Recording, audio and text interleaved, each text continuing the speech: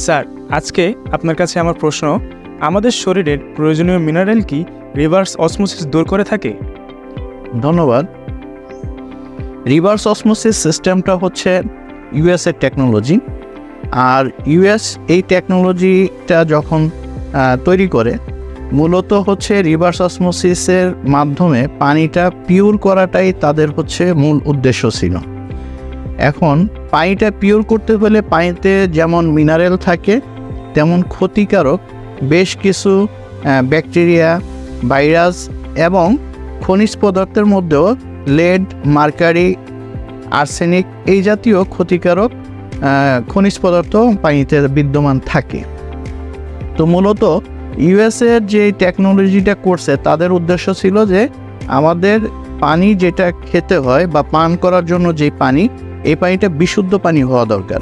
আর বিশুদ্ধ পানি হতে হলে পানিতে যে ক্ষতিকারক জিনিসগুলো আছে, পদার্থ, খনিজ পদার্থ এবং ব্যাকটেরিয়া, ভাইরাস সহ, এগুলো পানি থেকে রিমুভ করতে হবে। তো এগুলোর যেই সাইজ, এটা যদি রিমুভ করতে হয়, তাহলে পানিতে থাকা উপকারিতা যে মিনারেল আছে বা মিনারেল ছাড়া যদি অন্য কোনো পদার্থ উপকারিতা থাকে, সেটার সাইজটা হচ্ছে ব্যাকটেরিয়া, ভাইরাস থেকে সাইজে বড়। তো যখন ক্ষতিকারক জিনিসগুলো পানি থেকে রিমুভ করবে, তখন কিন্তু মিনারেল অথবা এই জাতীয় কোনো উপকারিতা জিনিস পানিতে রাখা সম্ভব হয় না। আর মিনারেল এবং উপকারিতা যে পদার্থগুলো, এগুলো যদি পানিতে রাখতে যায়, তাহলে ক্ষতিকারক জিনিসগুলো পানি থেকে রিমুভ করা সম্ভব হয় না। তো সেই ক্ষেত্রে ইউএসের টেকনোলজিটা এমনভাবে তৈরি করা হয়েছে, যেটাকে আরও সিস্টেম অথবা রিভার্স অসমোসিস বলা হচ্ছে।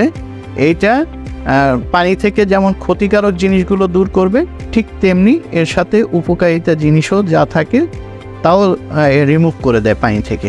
এখন প্রশ্ন হলো যে পানি থেকে যদি উপকারিতা জিনিস রিমুভ করে দেয়, তাহলে তো এই পানি কোনো উপকার করে না। তো মূলত হচ্ছে পানিতে উপকারিতা যে খনিজ পদার্থ অথবা মিনারেল থাকে, সেটার পরিমাণ কতটুক থাকে। একটা মানুষের প্রতিদিন যেই পরিমাণ পানি পান করে, যদি আমরা ধরে নেই অ্যাভারেজে গড় একজন মানুষের 3 লিটার পানি পান করে, তো 3 লিটার পানিতে যেই পরিমাণ মিনারেল থাকা দরকার, তার থেকে অনেক কম, হয়তোবা এটা 10% বা 20% মিনারেল থাকে, বাকিটা কিন্তু থাকে না। কারণ হচ্ছে আমাদের ডিপ টিউবওয়েল অথবা আন্ডারগ্রাউন্ড ওয়াটার যেটা আমরা পাই, এই আন্ডারগ্রাউন্ড ওয়াটারে কিছু পরিমাণ মিনারেল থাকে, কিন্তু আমাদের মানুষ পান করা পানিতে যেই পরিমাণ মিনারেল থাকা দরকার, সেই পরিমাণ কিন্তু থাকে না, তার থেকে অনেক কম থাকে। তো মূলত আমরা এই মিনারেলটা কোথা থেকে সংগ্রহ করি বা কিভাবে পাই? যদি আমরা অন্য কোনোভাবে এই মিনারেলটা না পেতাম, তাহলে কিন্তু আসলেই মিনারেলের ঘাটতিতে আমরা বিভিন্ন রোগে আক্রান্ত হতাম।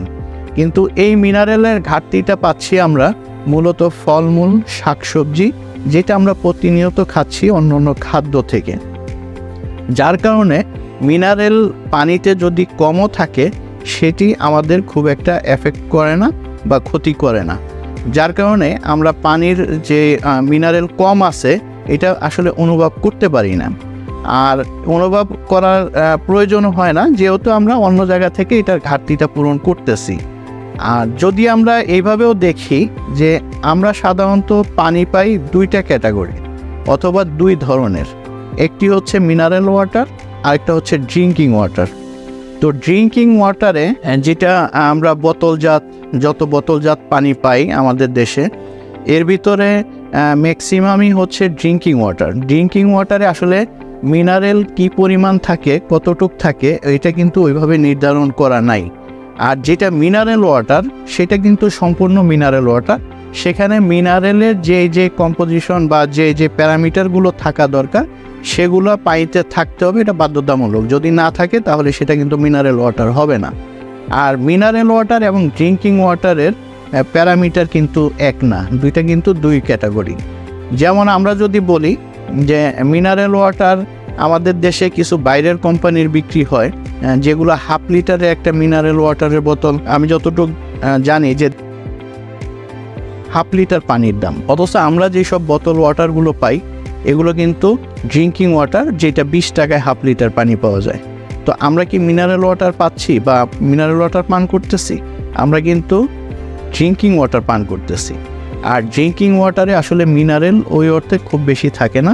আপনারা যদি বোতল পানি যেগুলো পাবেন সবগুলো কিন্তু একই ক্যাটাগরি। আর ডিপের পানিতে যদি ওই পরিমাণ মিনারেলই থাকতো তাহলে কিন্তু ডিপের পানিটাই বোতলজাত করে মিনারেল ওয়াটার বলে বিক্রি করা যেত।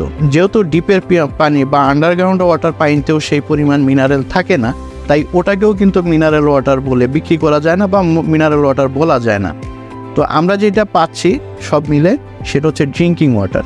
আর ড্রিঙ্কিং ওয়াটারে আসলে মিনারেল খুব বেশি থাকে না, সামান্য পরিমাণ থাকে। আর এই মিনারেল আমাদের জন্য সাফিসিয়েন্ট না। মিনারেলের ঘাটতিটা আমরা পূরণ করি মূলত শাকসবজি বা অন্যান্য খাদ্য থেকে। ধন্যবাদ।